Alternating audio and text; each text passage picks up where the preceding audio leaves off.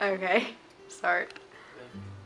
This book is called The Last Lecture, and it's a guy named Randy Pausch wrote it after he gave his last lecture, and it was kind of like the stages of like his life building up to him giving his last lecture, and like what he did and how he lived his life, and what he did like with his kids and his family, and like good times, bad times, how hard it was and stuff, and like his attitude about the whole thing.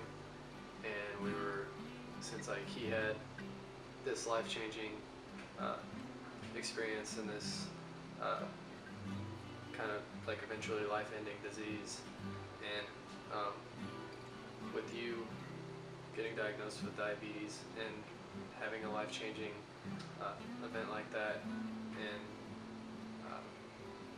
now that you have to live with that in your daily life, we were hoping to have you answer a few questions and somewhat relate, if you can, to some of the questions that we have in the book. Going.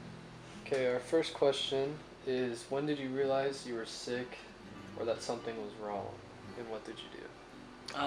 It was one morning when I woke up in my dorm room, and my roommate was at the sink, and I looked over to him, and I couldn't see him, and he was real blurry. I thought maybe it was just allergies or something like that, but a couple days passed, and I still couldn't see, and everything was blurry.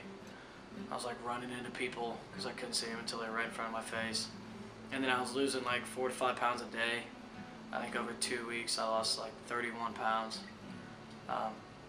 And then when I really thought something was wrong is when I started getting my vision back. So that's when I called my mom, and she said I need to go get some blood tests done. So that's when I noticed it. Okay, one of our questions from the book is, what is your white elephant? So something that I know people notice, but they never say anything to me because they're Yeah, Randy Pausch's was that he had cancer and that he was dying. So as soon as he walked into his lecture, he addressed that and told everyone that he was dying, just so it wasn't awkward and it was everyone was comfortable.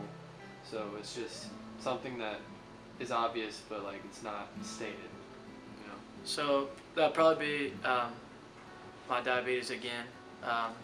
Every time I go eat somewhere or I'm with people and I have high glucose, I'll have to give a shot. So obviously everyone sees me pinching my stomach and shooting myself with a needle. So I try to let as many people notice or know from the beginning, so I can kind of just make a joke out of it and be like, hey, block me, and do it under the table or something like that, so it's not awkward with my friends, so they're not just looking at me like, oh, what's he doing? So. Okay, so Austin, what is your brick wall? A brick wall is basically a huge obstacle that you have to overcome. So I know it's kind of repetitive, but I'll probably stick with talking about diabetes. The disease as a whole isn't really what affects me. It's a big life change, and I have to make some changes every day to my life to deal with that. But the thing that affects me the most is when I feel like my disease is a burden upon my friends and my family. When I wake my family up in the middle of the night, or when my friends are worried if we go out some night and they're worried all night checking my levels for me to make sure I'm okay. That just really bothers me because I know that it's my deal and I'm the one that has to live with it for the rest of my life. And instead of realizing that I just have some really great people around me that just want to help and just want to make sure that I'm okay, and they don't care at all and they don't think it's a burden at all, sometimes I find myself getting down on myself and being man, this is my deal, why are these other people wasting their time on it? So I guess it's kind of helped me better myself in taking care of my diabetes, because I don't want to get to that point where other people have to worry about me and have to take care of me. But that's probably been the biggest struggle so far, is just getting down on myself when I feel like I'm affecting other people.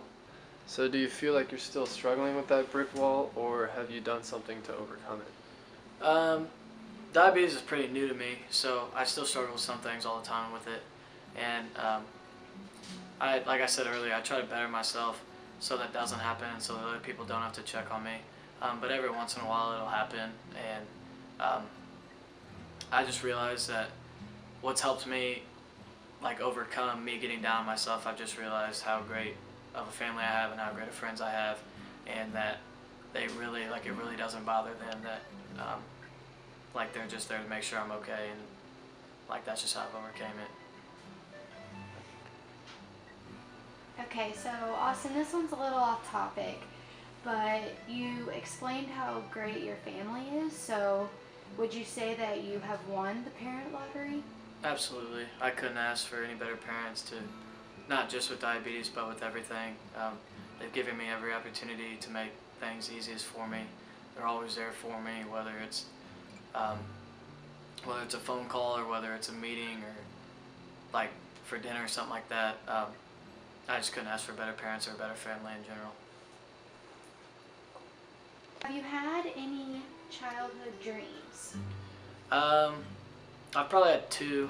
I always wanted to play college football when I was a little kid, and I always wanted to grow up and take over my dad's company. Okay, so have any of those two dreams been affected by diabetes? Football for sure, because that's ultimately kind of the reason I stopped playing football. I played college football for a year and a half, and then halfway through my second season was when I lost all the weight and lost my vision and stuff, so it was tough to get through practices. So then I talked to my coach while I was going through it, and he was like, take as much time as you need, and just get back to me on what you want to do. And then ultimately, after everything was good again, I just decided I had other things in life I want to pursue. So yeah, it kind of affected football, but it kind of just opened me up to other parts of life besides football too. Has being a diabetic changed your daily routine at all? Yes and no. I mean, obviously I have to check my blood every once in a while and I have to give shots and stuff like that.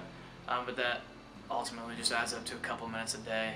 I still do the same things that I did before I had it, and I still do the same activities, and haven't really changed my way of life besides like eating and stuff like that. So yeah, it's changed a little bit because I just have to focus on it more, and it's always in the back of my mind.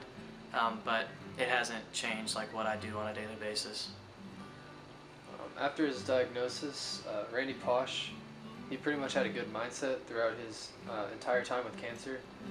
Do you feel like you've had a good mindset since you were diagnosed? I think you have to. And I think more than anything, that's what diabetes changed for me. Yeah, it changed like that I don't have a pancreas that works and stuff like that. It changed the way I have to eat and what I have to eat and stuff like that. But more than anything, it changed my mindset. Diabetes isn't really a disease to where you like relate it to death all the time, but in some circumstances, if you take the wrong dose of insulin and you go to sleep and you drop too low, like that could be it. So I've kind of realized that from the beginning, and overall, like I just have a better outlook on life and a better mindset towards people. I've realized that I don't get as mad as often, and if something happens in the morning or in the afternoon that like frustrates me or tries to ruin my day, like I find myself more and more often now just taking a step back and being like, okay, like your morning sucked, but how does your next 12 hours, like what determines that? So overall, it's just kind of like made me realize what's important in life, and that any day I could screw up on my insulin dose and like that could be it. So I want to make sure every day is like live to the fullest, and I do things that will impact people in a positive way and impact my life in a positive way. So Austin, you're a graduate from Osage, and you've been graduated for 2 years now. You've been through a lot these last couple of years, good and bad. So what advice would you give to the seniors this year? Probably just to keep an open mind. I know everybody has their big plans going into college, and they have the stuff that they know they want to do, and the friend group that they want to be in.